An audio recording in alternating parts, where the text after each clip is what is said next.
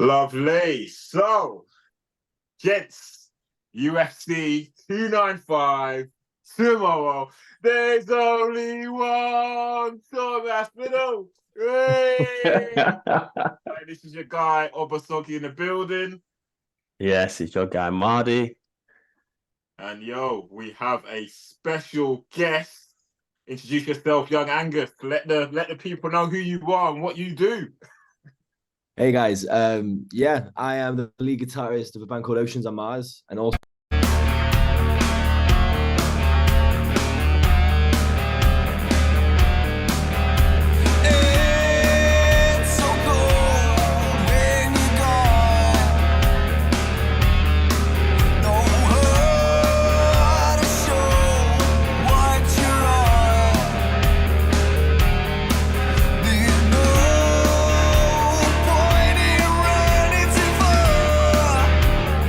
an avid fan of UFC, more so UFC than guitarist wise. But yeah, hello, thanks for having me. Pleasure. Welcome to the King's Court MMA. Not sure if you fans have noticed, but we've been playing a lot of Oceans on Mars on all our content lately.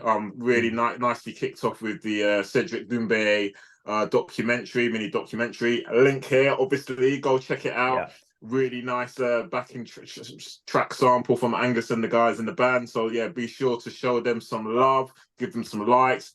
I know they're active on the Manchester gig scene. Yeah, I think you guys had your last gig last Friday. They're absolute hot ticket sellers when they're in town. Trust me, it's one not to be missed. So go check them out. Oceans on Mars. Give them some love on Instagram, Spotify, YouTube Music, and anywhere else where you listen to your music. That's it. Nice one. Plug, baby. But yo, like I said, UFC 295, New York City, Madison Square Gardens. We're recording literally the day before, the night before everything goes down. We've got to start with my man, Northwest Zone, Tom Aspinall now. What, 17 days notice or something like that? Taking on the beast from the East. Hey, I'm excited. I'm excited. Over to you, gents. What was your initial reaction when, obviously, the original card, which was actually the main event, was Jon Jones versus Stipe, the Legends match. Obviously, we have the greatest heavyweight of all time statistically versus the GOATs, Jon Bone Jones himself. That fell through with that absolutely horrendous injury by Jon Jones in training wrestling. That fell through completely. Obviously, they contacted Stipe. Stipe was basically like, if it ain't Jon Jones, yeah, I'm about that Legends match. I'm out this time. They've got the backup guy, Serge Pavlovich, who's like, just wants to fight anyone. The wrecking ball that he is, he's like, yeah, I'm game. They've called Aspinall, and he's like, yo, yeah. If I want to be great, got to lean into that greatness. Yeah, sign me up. So what was your initial reactions yourself when you heard about the news?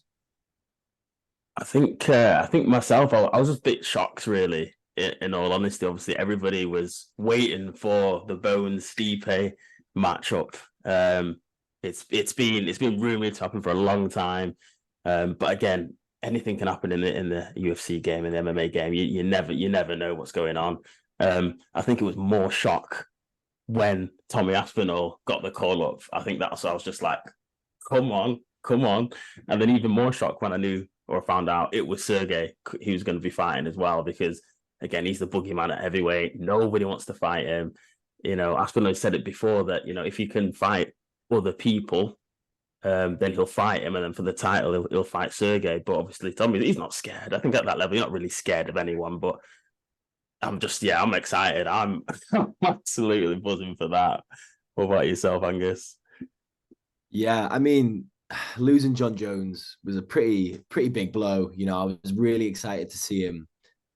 I think he was going to retire. I think it was going to be a big retirement fight, his last one. So I was a bit gutted. But as soon as I saw Sergey and Aspinall, two knockout warriors, coming head to head, I was like, do you know what? It's not Jon Jones, but this is a pretty good replacement. So I am so excited to see him. I don't think it's going past round one. I really don't. Wow. Okay. Okay, I mean, I don't disagree, but it's a big shout. It's a big I shout. mean, I don't think it's a big shout though for mine. I think it's a fair shout because when you look at the statistics, as Tom Aspinall keeps saying, he's got the shortest average fight duration in the UFC. Sergey Pavlovich has got the second shortest. They both don't do overtime. They're just there to get that bank, secure the check, knock out whoever they need to knock out, and they're done. They're out. They're out there fresh. So I don't think it's the biggest shout ever. It's just a case of obviously both knowing that how dangerous the other opponent is. Will there be a little bit of an element of let's be a little bit tentative because this guy is basically a version. I'm fighting myself in the mirror, so to speak, where this guy puts his people up, he finishes his dinner quickly, and the other guy opposite me, and I do the same. So could it be a thing where I don't want to jinx it. I want to say, what's that fight which was like the worst title fight of all time? Was it Romero versus Izzy? Was that one of them where No, that was one of them. They didn't do anything? That is true. I don't want to jinx it because you could have two guys going there, be super tentative, and we could get that for 5 rounds. That's not what you want at all. Just saying, not trying to jinx it though. Or do we still think it's going to be an absolute slugfest? They're not going to even adjust. They're just going to go out there and do what they've done to everyone else, but try and do it to each other. I think I would lean on the side too. They're going to have a bigger feeling out process, in my opinion. And I think just because, as you said, they're wary of each other's strengths, they're wary of each other's power as well. Obviously, Pavlovich is a knockout artist. Tommy Aspinall his hands aren't something to take on your chin too many times. And he said it on his pre-fight interview. He said that it's not a dick measuring contest. He's not going to get in there and measure sizes with him because it'll be a silly thing to do. I think he's going to be a bit smarter.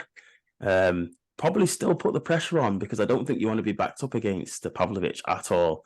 But still, I think he's going to. It's mixed martial arts. It's not a boxing fight, so I think he's going to try to still use all the assets of martial arts that he can. And maybe see a little bit of wrestling in there as well.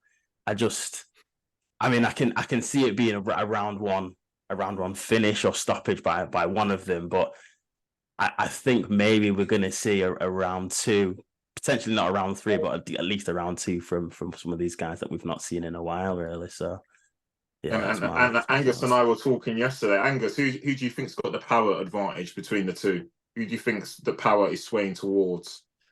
I think the power sways towards Pavlovich, but I think Tommy can have him on the ground 100%.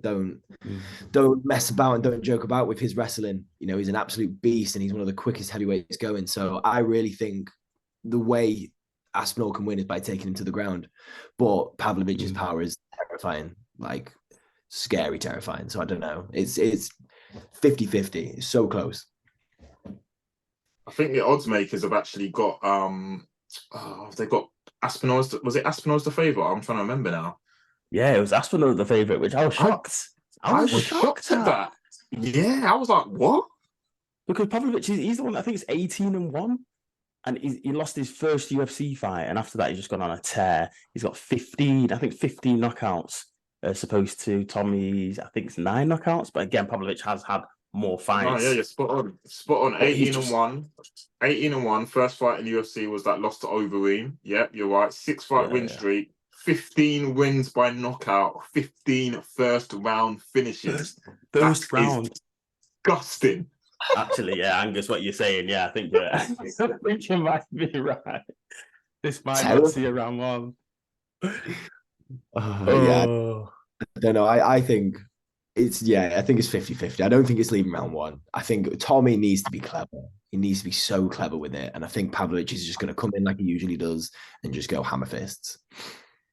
It's a scary one. And I think, well, let me not second guess everyone, but I hope everyone's got the same ideas of who they want to win, because being from the Northwest himself, living in the Northwest as many of us do, we want Tommy Aspinall to win. I'm not going to sugarcoat it. I hope And Angus is nodding his head. Soggy, I don't know about you because you always have some left field allegiances over there. But I always come with my science and my rationale. So when I need to lay it out, when you let me know, I will lay out why I can't fully commit to your narrative.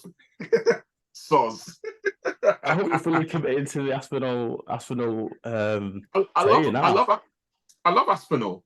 I love him. I just what's ticking in my head is it's probably recency biased, is the whole being the last minute replacement and what happened out in Abu Dhabi, where it didn't go well for Volk and it didn't go well for Usman. So that for me is buzzing, because I get it. I get he's been training and he's trained. Look, similar to Volk, training is different to a camp, and Pavlovich has been in that camp because he was always going to be backup to Stipe and John Jones. So for me, that is where that little ting, ting, ting, don't fully commit to Aspinall noise is coming from, because I think, I get it's heavyweights and you don't need to cut weight. And I get that. But, who Aspinall was just, let's just say he's training on a generic basis, not necessarily fought an opponent. At least even here in the interview, Pavlovich I was training for Stipe,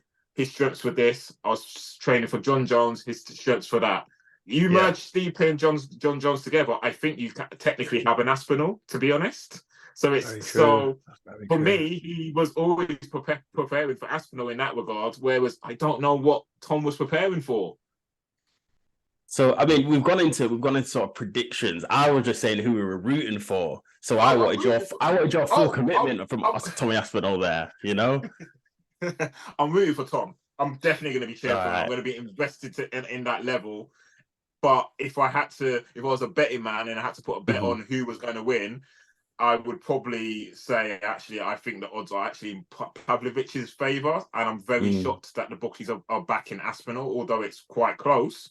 I'm still quite shocked by that, because I think people are, like I said, forgetting that recency bias of, yes, you can be great, but being a last-minute replacement doesn't put you in the best stead to actually pull it off.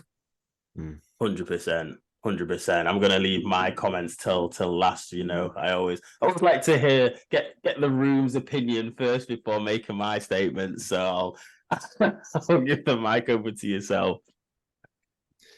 Yeah, I think I'm still gonna predict Tommy. I really do. I just think if he can take Pavlovich to the ground, I don't know if I'm thinking with my heart here or my head, but I think if he can take him to the ground, he'll have him 110%. Because I don't know, I don't really think Pavlovich has been tested on the ground like much, if at all, to be honest. We've seen Aspinall work on the ground and how he can ground and pound. So I'm praying that he'll fight more clever than Pavlovich, because otherwise, if there's no ground and pound, then I think Pavlovich will have him 100%. But I'm going with Aspinall, to be honest. That's my prediction. And I think you raised a good point. We haven't seen Pavlovich tested on the ground, but we should also bear in mind he hasn't needed to be tested on the ground, because no one can test him, because he doesn't allow it to get there. And you're also forgetting what nationality he is. He's Russian. These Russians are built off what they do on the ground. They're absolute bears. So there's no doubt in that he's going to have that in his repertoire. I don't think I've ever seen a Russian not be able to wrestle and not have a ground game. And I would be shocked not shocked, because I think if Aspinall took him down, amazing. But I'd be shocked if it got down and Pavlovich didn't know what to do. Okay, that's very true. Yeah, I mean, he can know what to do on the ground, but when you normally associate wrestling with Russians, it's not normally the bigger guys. It is not normally, some of them know how to, a bit of jiu-jitsu, a bit of, a bit of ground game, but it's only really, you look at the featherweights, the lightweights, the welterweights, middleweights, really. When you look at even Ankalaev, I think he's at light heavyweight, he's good, but really, truly, he's not at the same levels of all of these other, these Dagestani guys and stuff like that. So, yeah, I think he's going to be good on the ground, but yeah, I think maybe Tommy's wrestling and Tommy's ability to mix it up there might overpower him. Well, actually, overpower might be the wrong word there, but might be able to do something against him. I agree with you. I think whoever's going to win this fight, I think, well, if Tommy's going to win this fight, he's going to have the ability to mix it up and take Pavlovich down. I don't want to see him rushing in. Don't want to see him rushing in, even though when he was against was the last guy Tabura again. Oh, I was like, oh yeah, he might gonna. I said Tommy might have to wrestle him as well. But you just Tommy's like, no, none of that. He's gonna go straight up and he's gonna hit and he's gonna strike with him. Again, it is coming into my head in terms about the just the last minute replacement as well. But I would have assumed that with Volk and with Usman obviously coming in 294 at the last minute replacements. But Aspinall is training. I don't think it's like any other person's training. Like, again, yeah, he doesn't have to wait, mate, which is a point. But his camp is now like filled with these other big heavyweight guys. You know, throughout his career, but that for me is a bit weird, and I get it's because of basically probably where he's based in the UK, and you know his whole accelerated rise to the UFC was because they couldn't match make him because he was such a big guy, and there were not enough big guys in the UK and Europe for him to fight. Yeah, that hearing that. I've heard him say like exactly what you said. Where now I'm training with heavyweights every day. I'm like flipping it, but you've always been a heavyweight. Yeah, like, he has. So I'm like, so it's like, I don't know. I don't know how I feel knowing that because I'm like, I don't know. Does that mean more wear and tear on your body? Are you potentially overdoing it now? Because again, I don't know. I'm just throwing things out there. I don't know how he's been training. And now that you're fighting with heavyweights every day, are you now trying to overcompensate and maybe you're fighting with them more and sparring with them more than you should be? I'm just just being Angel's advocate. Like again, because we don't know the details of how he's been training to the point of, you know, footage and so all the rest of it. Again, I'm just throwing little caveats, little curveballs out there. Like, could he also be overdoing it? Yeah. I don't know. I don't know. Just again, it's for me, it's feeling a bit cloak and dagger. Hence why I can't fully commit on as much as I'm rooting for him to say he's going to win this. He's got this in the bag. I'm looking at his takedown accuracy, and yeah, you know, 2 takedowns landed, 100%. He's got 100% takedown accuracy, so that's obviously in very good stead. And then you look at Pavlovich's 0% takedowns landed. Only 2 attempts whilst he's been in the UFC. Apparently, I can't even remember them. 75% takedown defense. But hearing him in the build up, he goes for the knockout. He fights the way he fights because he says basically because the fans love it. He does that. So he's like that. So I'm like, he's doing it to entertain the fans. So he could wrestle and he could do all the other takedown defense, takedown attempts stuff. But he chooses to basically knock people's heads off because he knows that's what the crowd want to see. Yeah, that's true. Hey, he's a showman, you know, a little bit down, but also because he can. That's the other reason, because I think just because the fans wanted to see it, and if he probably thinks there's a risk, he probably wouldn't. But he can do it, and we know that his striking ability is up there with the best of them. I just think, like, I don't know what you're saying in terms of maybe be overtraining, maybe he's overcompensating for this, but I just think now at heavyweights, when you look at the elite heavyweights, like John Jones, he built himself like a Justice League of heavyweights going into that fight with Cyril Gane.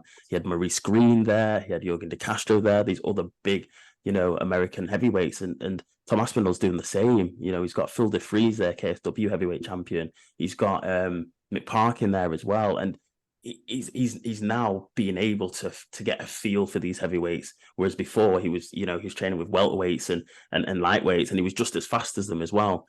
So I think we are seeing like a 2.0 heavyweight. Maybe is it too soon for Aspinall? That's my only question. Is it too soon for him because Pavlovich is something else? But I think with his dad in his corner, his team, if they're able to construct a game plan to keep your chin away from Pavlovich is right hand, basically. Because I think that's what we're saying. If Pavlovich touches him, it's a long day. I've not even seen really much of Tommy Aspinall's chin because he doesn't really get hit. But I think if he touches him, it's a long day. But vice versa as well. But yeah, food for thought. Yeah, I think it's a good point. I'm looking at Pavlovich's record, and when you call out some of the names he's knocked out in the first round, I believe Derek Lewis had never been knocked out until Pavlovich got his hands on him. Remember, Derek Lewis never got KO'd. Yeah, That's yeah. scary. He knocked out Derek Lewis in the first round. He knocked out Tua Vassar in the first round. He knocked out Curtis Blades in the first round. Dude, like when you look at the dude's record as well and who he's knocked out in the first round, I'm sorry, that's absolutely terrifying. These aren't little names. These are Yeah, some of the big biggest. These are guys. big top heavyweights. And Aspinall, the names aren't as big. Yes, their names Spivak. Orlovsky, old man. Volkov, he's an up and downer. Blades as well. No, Blades got that win, but that was because he got injured. And then obviously his That's a comeback fight farce, was by the way. yes, yeah, well, yeah. So and then he got yeah. Hold on, how did he get the win? Oh, okay. I'm not happy about that. Why wasn't that? That should have been a no contest. No. Yeah, I think so as well. But it's not stopped his journey to the Yeah. top, which is good. But still, his records. And then Tybura. So for me, Pavlovich is done a murder as well of the heavyweights to get to this position. Hence why he was the backup, which makes a lot of sense. I agree with you. It's a question that can be asked. Maybe it would be hindsight. Was it too soon? Was it too soon? And is a combination of it being too soon, too quick, and too short notice maybe going to go against Tommy Aspinall? Angus. I think it is too soon, to be honest. I don't know. Like if you look at the record that Pavlovich has been knocking out, he's a consistent fighter. Aspinall just fought this year after a bit of a comeback. Like I just don't think he's warmed up yet. I would have liked to see him have one or two more fights before Pavlovich. I don't know. Just because I'm an Aspinall fan, though, I would have liked to see him more prepared. And he's like 17. Volk broke my heart. It's just I want to see another Volk? Not really. But it's Tommy Aspinall, so it's like fingers crossed. But yeah, I'm praying. I'm absolutely praying that the heavyweights are working him because I actually think the heavyweights will do him justice. Last time he's been training with light heavyweights and welterweights. I feel like because he's training with heavyweights this time, he'll be able to sort of range out, working, kind of figuring out how actually am I going to play my game plan against Pavlovich because Aspinall's like one of the heavyweights in the division. I think guy's quick. So quick. So I think that's how he's going to move out of the way for Pavlovich. I don't know. I think Pavlovich is going to come in left and right hand consistently throughout the first round. And I think if Aspinall can miss them, then he's got a chance. But we haven't really seen much head movement from Aspinall as well. He's not really the ducker and weaver. He's more back off and come straight back in. He's a counterpuncher. So I'm intrigued. Yeah. No, I think you make some really good points. And even when I'm kind of visualizing how the fight could go, I somehow don't see. I see like as you can imagine, a really dirty one knock, powerful knockout from Pavlovich. But I can see with the speed of Aspinall, something catches like Pavlovich on the temple, like you said, a nice counter, and then some dirty ground and pound to finish it off. And then maybe even locks in a submission because he's got that in the game. So I can see that, but he's not going to knock I can't visualize him knocking Pavlovich out with one shot. No, I think I'd be shocked. Not one shot, where Pavlovich can kill anyone with one. Just has to, like you said, just touch you and you're down.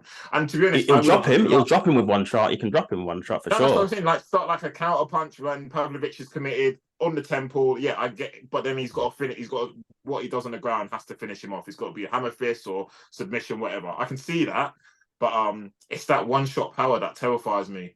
And look what happened with Ngannou Fury a couple of weeks ago. It only takes one shot to make it right. You might never get this moment again. Yeah, less old school. It's true. It's true. But is Pavlovich? That's what's giving me nightmares. The Pavlovich power, honestly. Yeah, and it's granted. It's granted. But again, from the names that you've mentioned, Pavlovich isn't one shot KOing them. He didn't one shot KO Tuvas. He didn't one shot KO Derek Lewis. He hit them, went to the ground, and then he finished them on the ground. But he's starting the F out of them when he's touching them though. Like so is Tommy Aspinall. Because but I think with Aspinall it's more. It's obviously they're big guys. It's a combination of the power, but I think we're underplaying his speed and accuracy and the way he lands. It's just clean. It's quick. it's less of that killer power, like I would say, like I said, like an Ngannou has, where if he touches you, you're waking up. It's like, oh, I'm in 2025. What happened there? So I think Pavlovich is closest to that level in terms of power than Aspinall is, but I think Aspinall has more tools in the fact that he is so quick. I think Angus makes a great point. I can see him countering really nicely, slipping and sliding in and out very nicely. I think, who knows, leg kicks might have something to play. Pavlovich might test Aspinall's legs, especially after that injury. I get it's but again, that might be a tactic that we're not talking about, where Pavlovich might just switch it up and go, okay, I can't quite get you because you're evading range with the punches. I'm just gonna get that lead leg and chop it up. That could be another angle we haven't covered. Yeah, no, you see, you've kind of opened my eyes now, because I'm envisioning this first round. It's like there's literally 50 different ways it can go. I'm kind of thinking, I'm like, could Pavlovich go in and actually play the safeguard, because he's never gone against somebody that is literally the replica of him. Like, if you look in a mirror, he's seen himself. So I don't know. And also, we haven't really seen much ground and pound with Pavlovich. Yeah, it's such an exciting fight. I don't know. I'm more excited for Yuri and Pereira, but at the same time, like, I'm just glad to see Aspinall, being consistent, and I really do hope he gets the win. I'm praying. But either way, it's clear we're all rooting for Tommy Aspinall. Like, bring it home, baby, bring it home. So, is that all our picks in? Sorry, have I rocked the boat and I've gone with the Russian, the East, the beast from the East. Officially, I am going with Tommy Aspinall. I think it will be a finish. I think it'll be a round 2 finish. Tommy Aspinall, please. What round you picking, Angus? I'm still sticking with round 1, but round 1. Yeah, I really do think Tom can submit him. I don't think it's going to be. I think Tom will submit him. I genuinely do. Oh, that's a shout! That's a shout! I really do. So I'm going nice trifecta here. So just to wrap up, I think I do like a round 1. I don't see it going past round 1. I see them being a little bit tentative, maybe for the first 2.5 minutes, and then I just see it exploding literally out of nowhere, like 2 immovable forces just going like at it. But unfortunately, I see Aspinall in the ruins, like laid out, eating the mat. Hater. I'm not hating. I'm not hating. When Aspinall KOs him, I'm gonna clip this all over the internet. I love Tommy Aspinall. I really want him to do it. I just think, like I said, the recency bias on the whole, the last minute replacement thing. That's ringing really loud in my head. So I'm sticking. I'm listening to that ringing bell. If he does it, I'll be delighted. I'm a fan. I love Tommy Aspinall. It'll be sick. Especially considering, I agree with Angus's previous point. I think, if now, I have to call it an if Stipe and John Jones happens, I think no matter what happens at the back of that fight, they're both going to retire. So I think Aspinall is basically the championing, or Pavlovich. Obviously, I'd like it to be Aspinall, but whoever wins will be the champion incumbent. They'll have they'll have the interim. That interim will get upgraded to the full title. I don't think either of them are going to fight. And to be honest, if you're John Jones or Stipe, do you want to fight either of these guys? No. You want to get your paycheck from Stipe and go home. not at the level and the age they are in their career. You have your Legends match and you go out both gracefully. You do not want to fight these hungry lions and bears. These two. Not these two. 100%. So now, if you clip it, I won't be happy with you because I want to meet Tom Aspinall one day, and I reckon we could be boys. So don't do me dirty like that. I won't do that. I won't. Gonna go viral. It can go viral if I'm spot on. Like if it's like literally with 2 seconds to go in a round and then there's a knockout. Otherwise, whatever. But anyway, we have now, it's been elevated. It was initially the co-main event.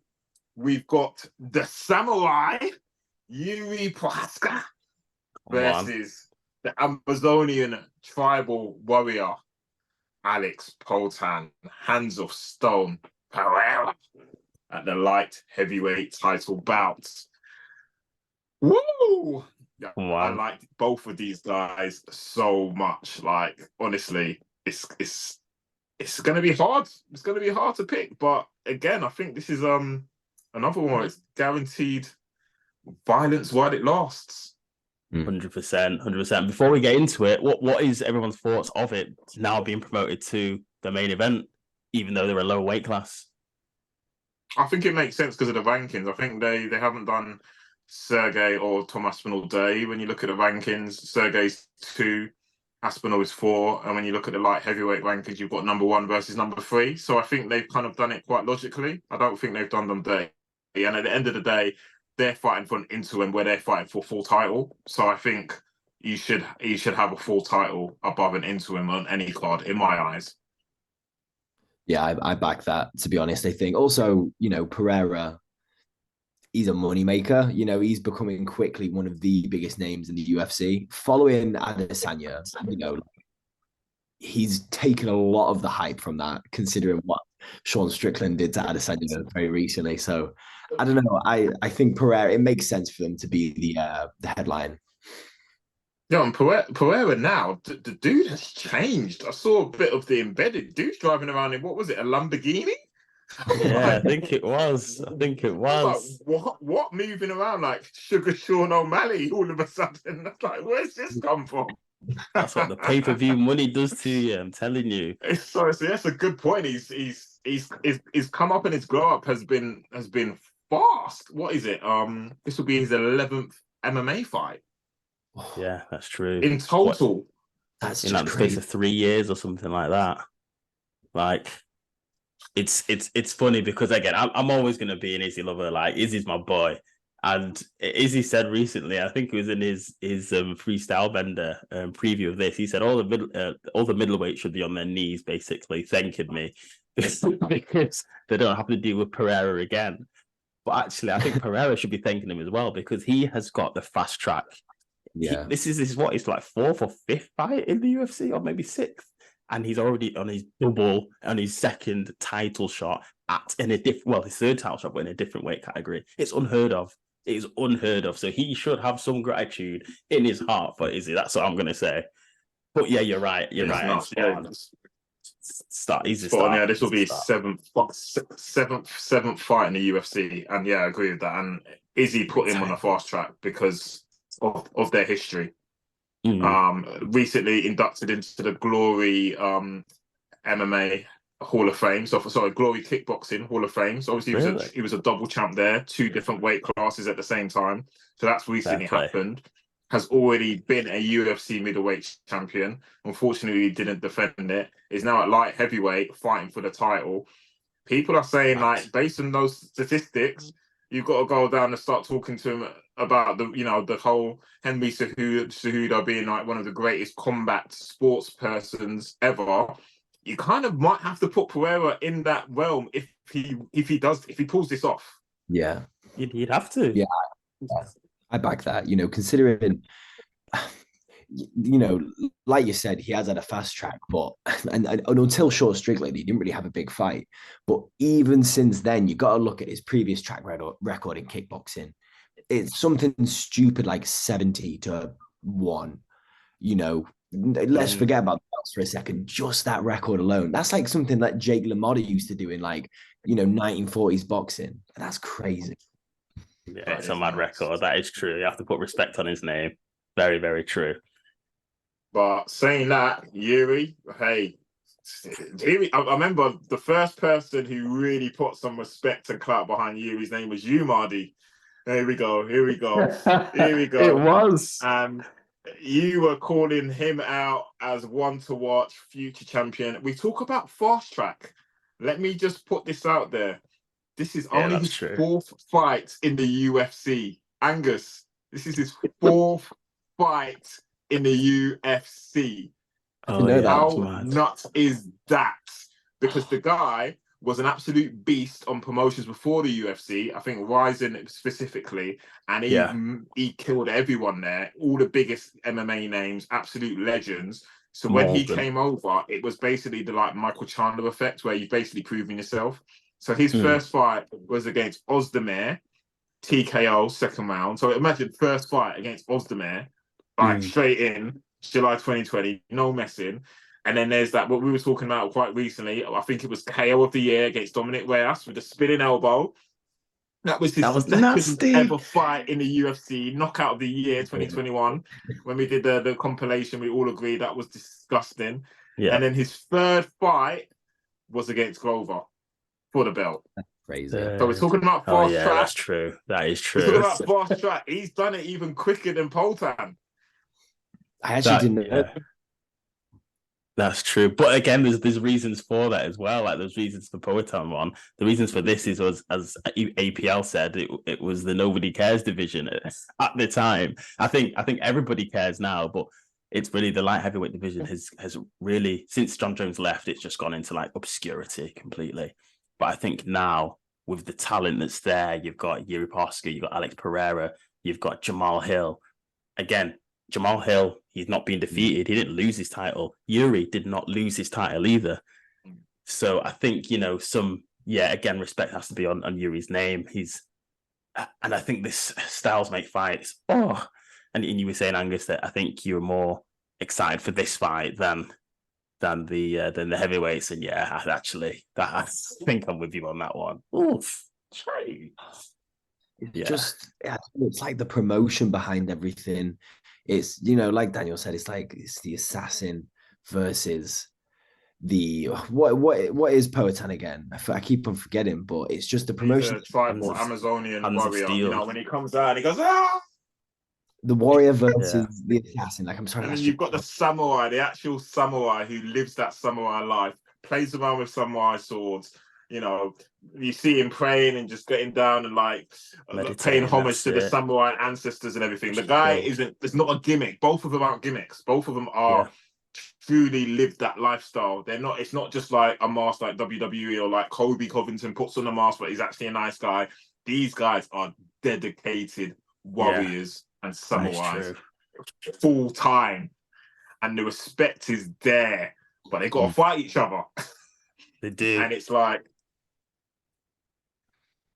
find the question out, is Pereira now enough of a complete MMA fighter to, let's be honest, to go up against a Yuri, who is, I would say, a complete martial artist, in considering the way he went down to the ground with Glover, was comfortable down there to the extent where he choked Glover out, where everyone was like, you don't want to go down to the ground with Glover. He was like, what was that? And he went down to the ground with Glover and choked him out to win the belt. Do we think Poltan's ground game is enough to go down to the ground with Yuri? Because let's be honest, those hands of stone, I get it. And those kicks, I think this week he was messing around with DC, and DC said, throw a kick at me, just like 20%. And it just looked like a flick. DC's been limping ever since. Daniel Cormier's been limping ever since Poltan just tapped him with his two little toes. That's it, just a little tap. It's crazy. I think, I understand what you're saying. My answer is no. I don't think he's a complete mixed martial artist up to Yuri's level, but I don't think he needs to be at Yuri's level, because I understand what you're saying, that Yuri went to the ground with Glover, but let's not forget, Yuri was losing that fight. He was losing that fight going into, was it the 4th or the 5th round?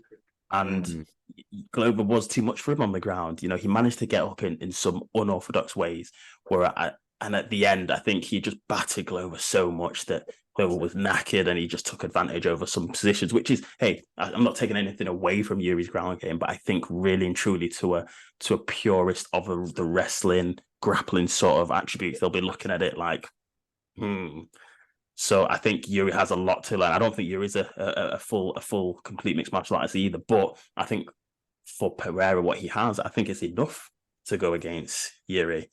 I don't think Yuri will be wanting it to go to the ground. I don't think we will be going for a takedown. I don't think Yuri went for the takedowns in the Glover fight.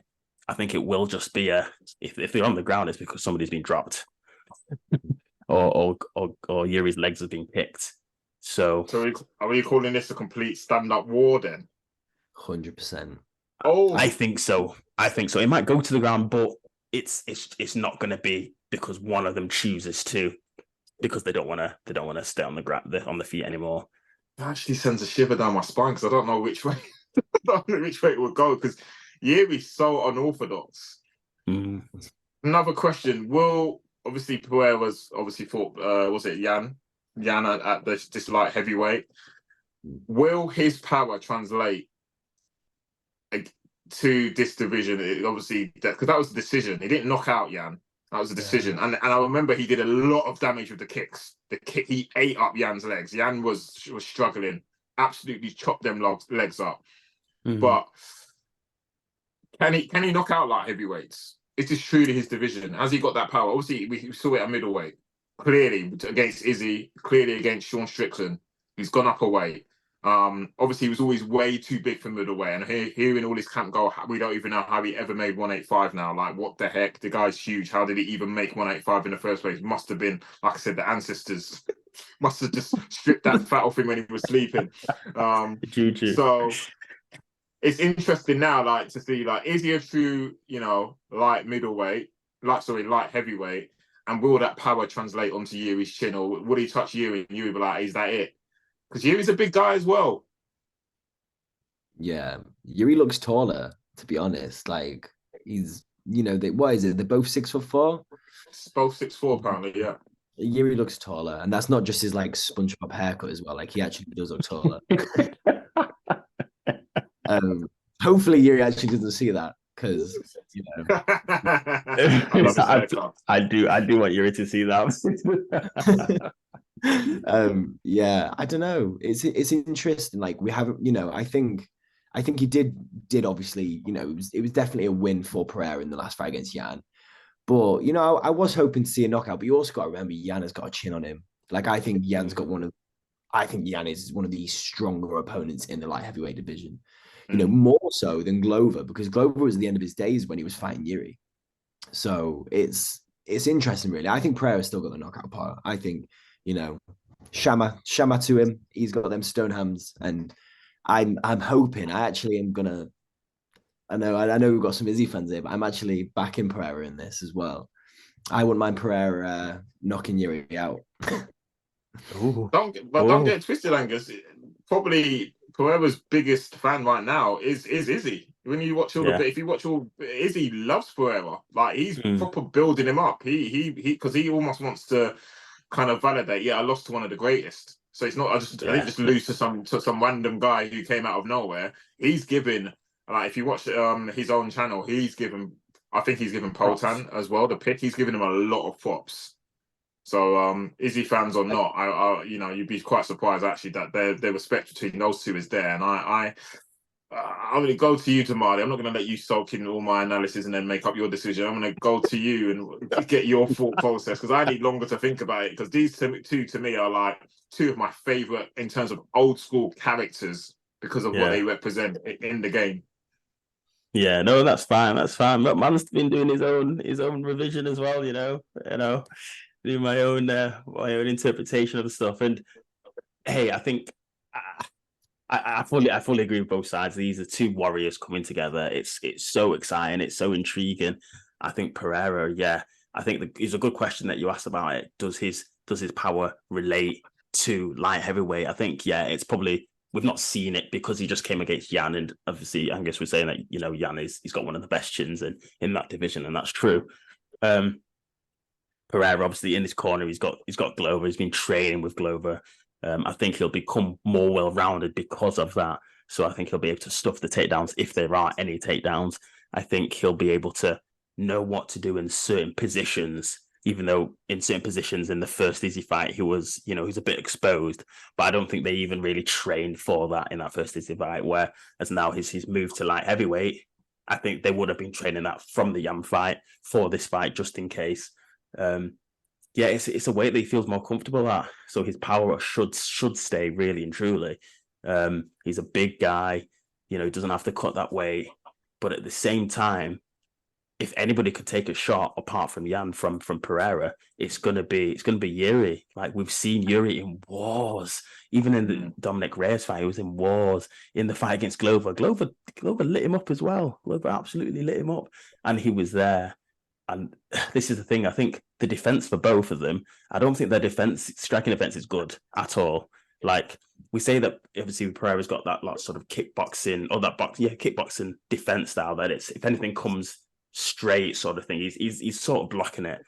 But Yuri just throws like from different angles, like left, right, up. It's ridiculous. And I was watching the Dan Hardy analysis of it, and he was saying that it's come from unorthodox angles, whereas if it comes actually round the corner, he thinks that Pereira will be all right. But he thinks if like straight shots, he thinks that's where Pereira will struggle with, which I don't fully agree with. But yeah, I just think this is going to be a war. I think Yuri shouldn't take too many shots from Pereira, too many clean shots, which I think he's susceptible to allowing just because of his unorthodox style. But we've seen Pereira can get knocked out. We've seen it before, and I think the amount of shots, whereas that Yuri throws, sort of like he mixes up like John Jones does with the elbows, with like a spinning back fist, with the kicks as well. I think there's an element of an onslaught from Yuri. Pereira not taking it. I really don't. But the key is going to be the leg kicks, as you said. If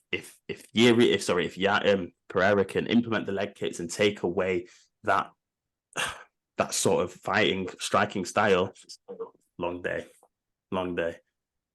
I'm feeling Yuri though. Sorry, I'm feeling Yuri. Yeah, I am. He's my boy. Yuri. Okay. All right. Yeah. I was going to say, that's your guy from day one. You're going to snake him. No, I was just going to throw another caveat out there. When we talk about MMA experience as well, obviously we've touched on the fact that effectively in UFC terms, they've both been fast tracked for various reasons. Obviously, looking at the MMA record now, Alex Pereira, obviously this is his 11th MMA fight. He's 8-2, so 8 wins, 2 defeats. And you look at Yuri's record though, 29 fights, 3 defeats, 1 draw. That's a lot more experience to throw into the mix. Correct. In terms of what he can pull from. And obviously I get the point. Obviously another caveat we haven't covered yet is that this is his first fight off, as the UFC worded it, the worst shoulder injury they've ever seen. Oh yeah, that's true. Everybody's forgetting, you know. We need to throw that into the mix. So, is there going to be that element of ring rust, or do we think we're going to be looking at a Yuri 2.0 where he's just a completely different beast to what we were accustomed to seeing before the injury? This is his first fight since then. Is it his first fight since injury? Yeah. It's been almost a year. It's been almost a year. Remember, it was booked him versus Glover in the rematch, and then he got injured in the camp. Oh yeah. Well, that's a little bit of a curveball, isn't it? A little bit. I don't know if there'll be any rust for him though. Like, I don't know if there's one fighter. Even though I'm saying Pereira, I still think Yuri is that one fighter in the entire division that he could be out for 2 years and he could come back and fight exactly how he's doing. I can't see him have any rust. You know, he was constantly training. He stays fit. He never lets himself go. Punching trees, doing the most obscure training. It's probably what injured him. Yeah, probably punching bark has done him dirty. It's interesting. Oh, my goodness. Yeah, that's true. That's true. Yeah, I don't know what you're thinking, Soggy. For me, like I love both their stories. Like I kind of want Poatan to do it from the fact that, man, look what you can do. Like, look what he's done in such a short amount of time. Dude has been champion of 2 divisions, inducted into the Kickboxing Hall of Fame. Guys, like, finally making good money. It's changed his life, changed the life of his family. It's just like fairy tale story. I'm like, I really like him as a character.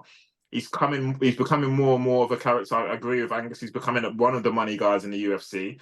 Hence why the UFC didn't just put him in, back into obscurity post the Izzy chapter, but they've seen, actually, no, we can open another chapter for him. And he's he's taking it with both hands. I really like that. I really like him, and he's doing like stuff with the content creators now, like Nina Drama and stuff. And he's actually quite funny. It's actually really funny.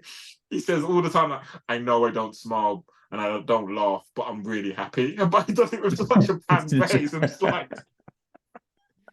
I'm like, It's hilarious. Imagine saying you're really happy and you're not showing you're happy. It's like, what the? I love him as a character. I'm seeing more and more of him, and I like him even more. Yuri, I think he's still a man of mystery, but I quite like that as well. Quite like the fact that he is that samurai. He is full time. I love the fact that at the end of the day, he never lost the belt. He's coming back in first fight, and it's part of his fairy tale. Is I'd love him to just come back, like exactly what Angus said. I am a true mixed martial artist. I've just had a year off. I've come back. I've got my belt. I think it could be a nice little series between these two. I can imagine a war, as you touched on, Mardi. I don't think it's going to be as straightforward as one of them dominating. I can see a lot of blood because Yuri likes to have a lot of blood in his fights. I can see it being a bloody war, and like maybe going into like the 5th round. I would not be surprised if it was like a 2-2. And then Yuri does something crazy. Yuri does again something nuts, and that just back to your point, just somehow overwhelms Pereira, maybe with a volume or a swarm or unorthodox shot. Plus, I think it would be perfect if he takes the belt, Jamal Hill comes back, and then we've got both undefeated champions ready to go back off their injuries to fight each other. So I'm going Yuri, but only just. Only just. Don't be sad with me. That never happens, you know. We normally don't have the same picks. We normally don't. I'm the odd one out this time. Yeah. And I know, indeed. And I just want to put it out there that I think this is Pereira's only chance, because Pereira is not beating Jamal Hill. I'll put it out there. I don't think he is. I think Yuri's got a chance of beating Hill. I don't think Pereira is. I think he's not complete enough for that. Yeah. Yeah, I think it'd be a close. I don't know. I'm still backing Pereira. I don't know. I think Hill would probably have Pereira, to be honest, if they, say if he wins and he comes back. But at the same time, in a year's time, like Pereira could train for Hill. Definitely he could work his magic. And I also think Pereira is better throwing than Hill by quite a lot. So I don't know. It's interesting. But the thing is, I think if Jamal Hill isn't ready, let's say in Q1 of next year, and this is a war, they're just going to run this back again. Yeah, I think that's so. I believe Pereira will get another chance, because when you look at the rest of the division, on Johnny Walker obviously got done dirty. You've got Krylov in there, Rakic up there, Yan. We don't want to see him fight for the belt again. Let's be honest. Ankalev, not really keen to see. I'd rather see this be a war and they won it back they won it back as many times as possible until Jamal Hill's ready. Save the division, I'm telling you. That's it. But the division does need a bit of consistency, because my goodness, that belt's been a hot potato to being vacant, having two people fight for it, and that being a draw, to Yuri being injured, Jamal Hill winning the belt, him being injured, like Glover retiring. Man, this division has had absolute every single curse bestowed on it. So we need a champion worthy of one of these two absolute monsters. And hopefully they can go on and get a couple of defenses as well, because the belt's just changing hands constantly. It's like nobody wants it. Yuri never lost it, so I'd like to see him. Right, he never lost it, so I'd like him to claim back what is rightfully his at the end of the day, and then fight Jamal Hill, who also never lost it. And I think big kudos to them both for being gentlemen and letting the division carry on, because they could have just said, "Nah, it's only a year. You lot can fight for an interim." Fully, that's true. Very true. Nice. That's some tasty predictions there. I like it. Nice. We shall see. But there's our picks. That's our UFC 295 review show, New York City, with our guest Angus from Oceans on Mars. Thank you, Angus. Absolute fantastic conversation with yourself, sir. Yeah, absolutely looking forward. And although I didn't pick him, there's only one Tommy Aspinall. Tommy Aspinall. Singing along, fighting along, swimming in the Aspinall Wonderland. That was so bad, but you know, just in case he does win, Just making up his own songs, you know. Just if he pulls it off, fit that and put that out there for him to see. Boom. Lovely. Yo, this has been the King Sport MMA. Your guy Oba Soggy. Yeah, I've been your guy Mardi. And big up yourself, Angus. All right, gentlemen, we've been over the rules. Protect yourself at all times. On the fence. I'm on the fence. We don't need to talk about we left hook from Yaoundé came and landed on him, you know, so